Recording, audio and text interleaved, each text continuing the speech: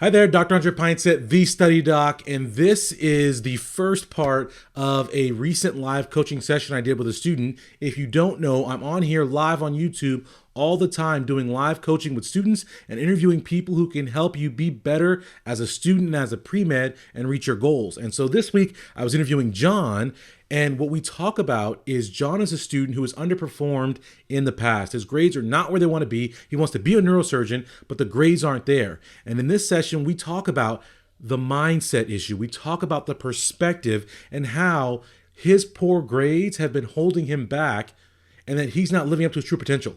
So if you are a student, you've been struggling with bad grades or disappointment academically, and you're ready to start being a better student and you can't see your potential, you can't see a way to be better, watch this segment and I'm going to show you just how powerful your mind is, guys, and give you a new perspective on yourself and on your grades. Check it out right now. But stop making excuses, stop whining, stop, right? Get at it. No excuses, just dominate. Not be a student ever again. Yeah. All right, cool. So everyone give it up for John. John is on here live with us, rocking the afro, as somebody said, sounding super tall. I thought I had at one point in my life. You know what's interesting is I've gotten old. I think my voice is weak now. I used to have a very powerful, deep voice like John here, Joan Coffee. And now my voice is kind of lightened up. I don't know what it is. Maybe it's kids. I mean, getting on the kids so much. But John, thank you so much for joining us. So let's go through a couple things. So to recap, John is a sophomore at UNC, home of the Tar Heels. I think Duke does it better, but it's okay. Oh, really? He struggled his first year, changing majors 5 times, 3.1 GPA, has struggled academically, and has kind of struggled during COVID, as many of you guys have, right? With this depression and these emotions he's coming on, breaking from our support circles, our friends, and has now been reinvigorated sort of with his passion for sports and figuring out how he can work towards that goal. And so I guess the place will start, and you sent me a message, and I think what you kind of mentioned it here. And this is the trap, right? This is the trap. You got into UNC. It's a phenomenal school. It's super hard to get into UNC, right? It's not easy. Sure. But you recognize that what it took to get into that school was nothing for you. You were a lazy student in high school, doing the bare minimum, right? But high school, as we soon find out, we get all pumped up about how great we did in high school. And then we learn quickly once you get to college that high school really was nothing. It was preschool. It was training wheels. And so what you did in high school will not be effective in college, and we have to level up. And it starts with our habits, our behaviors, our patterns. I myself, right, now Stanford Medical School graduate, now person who teaches people how to study. In high school, I was a bad student, not because I was dumb. And this is where I think a lot of people, when we start to talk about being a great student and what you're capable of and success in college, the very first thing we have to understand is that how you perform in your classes, the grades you get in high school, doesn't tell you if you're smart or if you're dumb. In medicine, in school, in life, there is no such thing as smart or dumb. It's what you have earned, what have you worked to become, and how far you are along the growth of your potential. Because all of us have tremendous potential. And the way I'll put it out there is that most students never fulfill the potential they have. Most students never realize even the actual student they could be in that moment because they underperform. And it comes down to, I was talking earlier today with a director of a post-bac program. And we were talking, and I'm excited because the director of this post-bac program is going to come for my Dominate Premed Mastermind. My Premed coaching group is going to come and actually answer everybody's questions about post-bacs, one of our upcoming coaching sessions. But one of the things he was talking about when he talks to students, because people who go to post-bac programs, right, are students who performed poorly in undergrad, GPAs aren't there, and now are coming to this post-bac program because something is missing, right, in their pre-med profile, right? Their GPA is not where it needs to be. And so one of the things he said he does a lot of, that he has to help students with, one of the major obstacles, and that's what I'm always telling you guys, to helping students succeed, is helping students overcome their mental deficits that they've created by their past failures, right? By their past failures.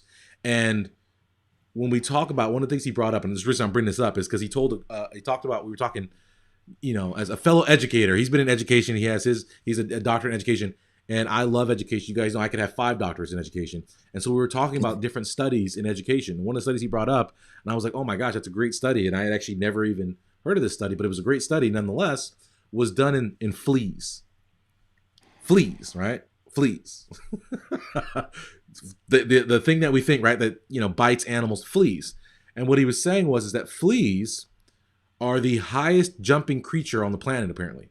So if a human could jump like a flea could jump, then a human could jump like over a building. Like, it's like crazy. Fleas have this huge jumping ability.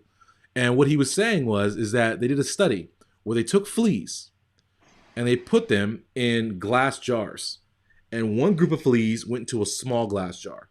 The other group of fleas went into a tall glass jar. And these fleas would jump in the jars. And then when they put the fleas in there for like 2 weeks. Then they took the fleas out of the jars.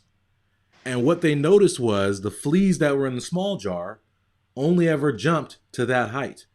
And the fleas who were in the bigger jar could jump to that height.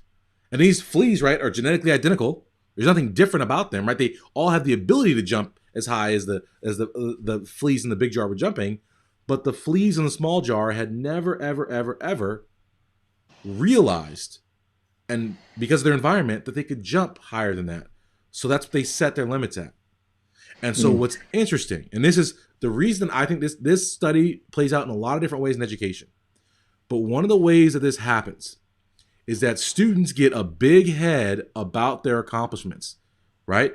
And they feel like, oh, I'm a big dog. I did great in high school. I got into UNC. I got into wherever, right? And so we think that we're awesome. We're amazing. We done made it. We done made it to the promised land. I'm in college. My family's proud of me. Maybe I'm first generation. We think we've peaked. And so what we do is we get this big head, we get into college, and we think this is all I can do. This is the best I can do. This is going to be enough. And then when it's not enough, instead of jumping higher, instead of, right, stepping up to the level, what do? What did you do, John? You changed your major. You laid on the bed and you cried, right? And we quit because we think, oh, I can't compete. I can't jump that high. These cats is real jumpers. Not recognizing that we are simply, right? We are a product of what we were doing. John, you've been lazy because you were able to get away with being lazy. You could procrastinate left and right, and it still got you the grades to get into UNC. And you stumbled. Oh. And when you stumbled, you're like, well, it's the only gear I got. Right? To use a sports analogy, shoot, I'm running as fast as I can. I don't have a second gear. You didn't recognize you had a larger gear. Right?